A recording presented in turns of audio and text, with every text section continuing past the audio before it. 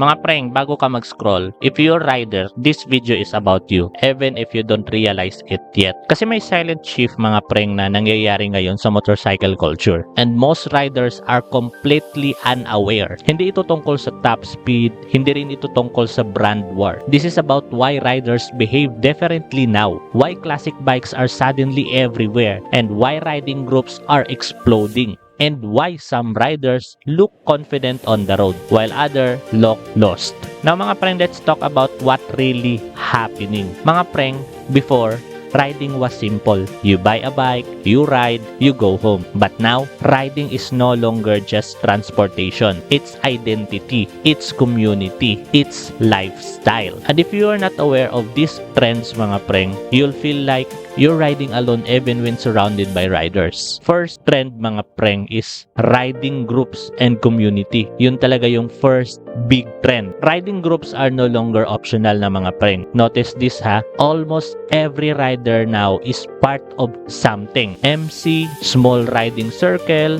weekend group, brand-based community. Why? Because riders don't just want to ride, they want to belong. That's why solo riders today feel different compared before. So how to find riding groups? Preng, if you are asking, paano ba maghanap ng riding group? Listen carefully mga preng. Stop looking for a big clubs first. Dito ka mag-uumpisa. Facebook local riding group, comment sections, gas stations, and yung mga weekend tambay spots. Don't ask, can I join? Ask, saan kayo usually nagra-ride? Mga preng, small talk opens big doors.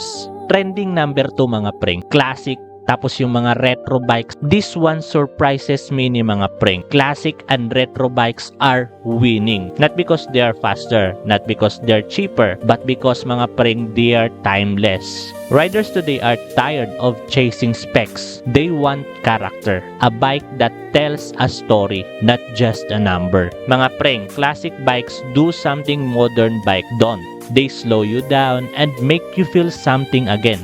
You're not racing, you're experiencing mga preng. And that's why cafe racers, scramblers, trackers, they're everywhere. They say, I ride for myself, not for validation. Trending number 3 mga preng is itong mga aftermarket parts and gears. Now let's talk about mods. Before, mods were flex. Now, mods are expression. Your handlebar choice, your mirrors, your helmet, this says something about you. And riders notice. Trust me. So mga preng, if you are searching, ano ang pros and cons ng motor ko? Here's the truth nobody tells you mga preng. Every bike is compromise. Speed cost comfort. Comfort cost excitement. Style cost practicality. Now, preng, the best bike isn't perfect. It's aligned with how you ride. Mga preng, ever wonder why some riders do weird things on the road? Revving unnecessarily, riding too close, showing off. Mga preng, that's not confidence. That's insecurity on two wheels. Mga preng, confident riders ride smooth. Insecure riders ride loud. Preng, the strongest riders aren't the loudest. They're the one who respect other. Know when to slow down. Ride for the long term. Mga preng, community beats ego always. So preng, ask yourself this while riding. Are you riding to impress or riding because you love it? Because the road doesn't care about your brand. It's only respect consistency. So mga preng, if this video made you think, even just a little, share this to a rider friend. Kasi mga preng, not everyone need a faster bike. Some rider just need clarity. Sa mga preng, ride safe and ride smart.